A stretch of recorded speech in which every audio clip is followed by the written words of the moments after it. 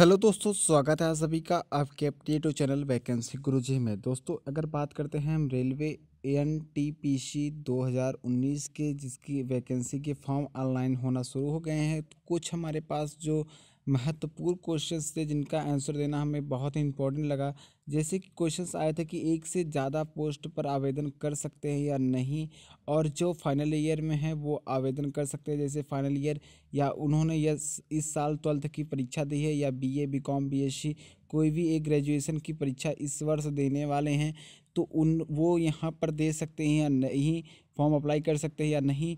क्या 12th पास और graduation की जो दोनों अलग अलग पदों पर है, दोनों पद पर आवेदन कर सकते हैं क्या नहीं। जैसे कि आप 12th में जो आए हैं वैकेंसीज, उनका आवेदन कर सकते हैं या नहीं, आप 12th में जो और ग्रेजुएशन में जो।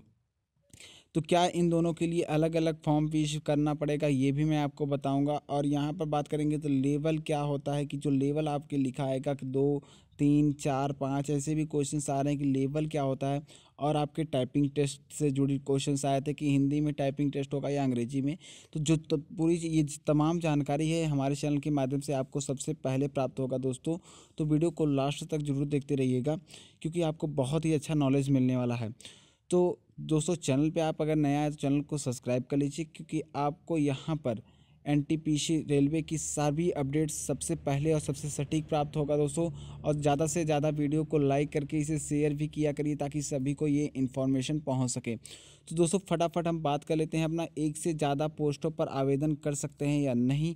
तो मेरा ये जवाब होगा यस, बिल्कुल आप विज्ञप्ति में भी पढ़ सकते हैं, बिल्कुल आप कर सकते हैं। लेकिन आपको करने से पहले मैं कुछ बातें बताना ज़रूरी समझूंगा, तो आप पहले उस बातों को ध्यान में ज़रूर रख लीजिए। तो दोस्तों, जैसे कि ये विज्ञप्ति है जो जारी हुआ है, यहाँ पर आप देख सकते हैं, यहाँ पर आप इन 1 2 3 4 5 में आप कर सकते हैं। एक नहीं, मतलब आप जितने भी यहाँ पर कम से कम 8 यहाँ पर हैं और 5 यहाँ पे, 13 में आप आवेदन कर सकते हैं। लेकिन इनको करने से पहले आपको एक बात ध्यान में रखनी है दोस्तों, क्योंकि यहाँ पर जो लेवल हैं वो आपको बहुत ज़्यादा। तो लेबल आपका क्या होता है, लेबल की बात करें तो आपको लेबल भी इसी में समझा दूंगा, प्लस यहाँ से भी। देखिए, लेबल का क्या होगा कि अगर जो जैसे यहाँ पर लेवल 2 2 2, तो मतलब यहाँ पर 4 लेवल 2 के हैं।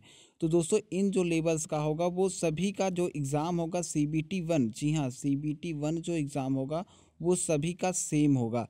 मतलब जितने भी लेवल्स के होंगे सभी के सेम होंगे। लेकिन जो लेवल 2 होगा और 3, उसके बाद जो मतलब CBT सेकंड एग्ज़ाम होगा, जी हाँ, CBT सेकंड एग्ज़ाम जो होगा वो लेवल 2 और 3 का अलग अलग होगा। ये बात ध्यान में रख लीजिए आप। लेवल 2 और 3 का यहाँ पर 4 5 6 7 और जितने मतलब 6 तक यहाँ पर दिए हैं। 6 तक का लेवल जो होगा वो CBT 2 जो होगा इसका, वो अलग अलग होगा। तो ये बात ध्यान में हो, मतलब आपको मैं समझा दूँ उस क्लियरिटी। तो यहाँ पर जो लेवल है, जैसे 2 लेवल है, जो CBT 1, जी की CBT 1 जो एग्ज़ाम होगा वो सभी लेवल्स के लिए एक ही होगा, ओके। उसके बाद जो, लेकिन जो CBT 2 एग्ज़ाम होगा वो लेवल्स जो जैसे हैं यहाँ पर चारों, जो ये 4 पद हैं, इन लेवल्स का एक ही एग्ज़ाम होगा। उसके बाद जो 3 होगा उसका अलग एग्ज़ाम होगा, जो 4th होगा, 5th होगा, 6th होगा, उनका अलग एग्ज़ाम होगा। तो मतलब आप भर सकते हैं सभी में। लेकिन आपको क्या होगा प्रॉब्लम, यहाँ पर प्रॉब्लम ये होगी कि जब आप लेवल में एग्ज़ाम देने जाएंगे तो आपको पहले यहाँ पर जितने 2 लेवल्स के होंगे इनके सभी एग्ज़ाम्स करना होगा आपको 3 में। तो मैं आपको यही सजेस्ट करूँगा कि ज़्यादा से ज़्यादा ना करते हुए आप इन लेवल में से, देखिए यहाँ पर इन लेवल में अगर आप 12th पास हैं तो इन लेवल्स में से सबसे ज़्यादा 2 लेवल्स को सभी को दे दीजिएगा। जी हाँ, 2 लेवल्स को सभी को दे दीजिएगा, क्योंकि 3 लेवल्स के चक्कर में मत पड़िए। बिकॉज आपका टाइम यहाँ पर भी वेस्ट होगा, यहाँ पर वेस्ट होगा CBT 2 के लिए, और कहीं आपके हाथ में आई नौकरी छूट ना जाए। तो इसी प्रकार यहाँ पर भी आप भर सकते हैं, लेकिन आपको इतना काम करना होगा। और आपको मैंने इसी में लेवल्स के जो क्वेश्चन थे कि लेवल आपके कैसे हो गए, तो लेवल को भी मैं समझा दिया कि लेवल्स आपके यही होते हैं कि आपको इतने एग्ज़ाम एक साथ CBT 2 के देने पड़ेंगे और उन लेवल्स के एक साथ देने पड़ेंगे, इसीलिए यहाँ पर लेवल्स दिया गया है। अब चलिए मेन बात कर लेते हैं हम अपना, कि क्या 12th पास और ग्रेजुएशन, जी हाँ, ग्रेजुएशन वाले एक साथ मतलब दोनों अप्लाई कर सकते हैं, और क्या फॉर्म फीस अलग लगेगी। तो बिल्कुल नहीं दोस्तों, फॉर्म आपका एक ही अप्लाई होगा यहाँ पर।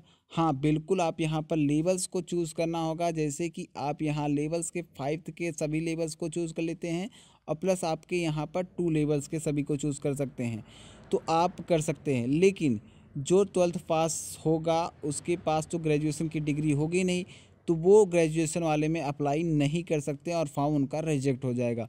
लेकिन जो ग्रेजुएशन में पास हैं, जैसे ग्रेजुएशन में जितने भी लोग कैंडिडेट पास हैं, वो अपना यहाँ पर भी अप्लाई कर सकते हैं। तो ये हो गया, तो बिल्कुल आप कर सकते हैं, लेकिन 12th वाले ग्रेजुएशन में नहीं, ग्रेजुएशन वाले 12th में कर सकते हैं। ओके, यहाँ पर थोड़ा सा और हम बात कर लेते हैं।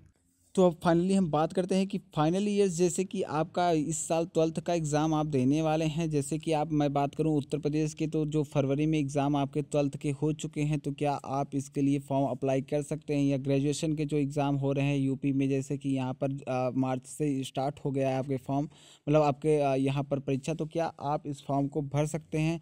तो दोस्तों मैं ये एक चीज़ बता दूं कि विज्ञप्ति में, जी हाँ, विज्ञप्ति में साफ साफ लिखा है ये बात कि आपको 31 मार्च, जी हाँ, 31 मार्च से पहले आप किसी भी, मतलब पास होना चाहिए, मतलब आप 12th में या ग्रेजुएशन में पास होना चाहिए, पास होना अनिवार्य है।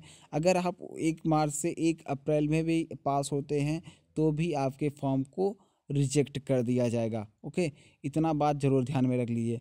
अब बात करते हैं टाइपिंग टेस्ट की। तो टाइपिंग टेस्ट आपका किसमें होगा और कौन सा आपके लिए बेटर है, सबसे बढ़िया, तो मैं यही सजेस्ट करूँगा कि अगर आपको हिंदी, देखिए आपको इंग्लिश की थोड़ी सी भी नॉलेज है, तो टाइपिंग टेस्ट पहले कैसे होगा आपसे मैं बता दूं। तो आपको वहाँ पर भी ऑप्शन मिलेगा, टाइपिंग टेस्ट आप देने में किस में इंटरेस्टेड हैं, इंग्लिश में या हिंदी में। ओके, तो यहाँ पर आपको दोनों ऑप्शन दिया जाएगा, तो आपको चुनना होगा। जैसे मैं मान लेता हूँ इंग्लिश में आप कर लेते हैं, तो मैं यही सजेस्ट करूँगा दोस्तों कि टाइपिंग जो है, मात्राओं को बहुत बारीकी से देखा जाएगा। तो मैं कहूँगा कि हिंदी आप मत सेलेक्ट करिएगा। अगर आपको इंग्लिश की थोड़ी सी भी नॉलेज है तो इंग्लिश पर आप ज़रूर करिएगा, अन्यथा आपको, अगर आपको नॉलेज नहीं है तो ही आप हिंदी को सेलेक्ट करिएगा। बिकॉज इंग्लिश की टाइपिंग को आप अपने स्पीड को बढ़ा भी सकते हैं, प्लस अपनी जो गलतियां हैं उन्हें सुधार भी सकते हैं। लेकिन हिंदी की बात कही जाए तो हिंदी सागर है, जिसकी कोई भी आज तक सही अब शब्दों में नहीं लिख सका है। तो यहाँ से मात्राओं में थोड़ी सी गलती होगी और प्लस एक थोड़ी सी छोटी सी गलती आपको बहुत नीचे तक गिरा सकती है। तो दोस्तों आई होप आपके जितने ये सारे क्वेश्चन थे सबके डाउट्स क्लियर हो चुके होंगे। तो दोस्तों वीडियो अच्छा लगा हो तो लाइक ज़रूर कर दीजिए, साथ ही साथ चैनल को सब्सक्राइब करके साथ में बेल आइकन को प्रेस ज़रूर कर लीजिए। Thank you so much.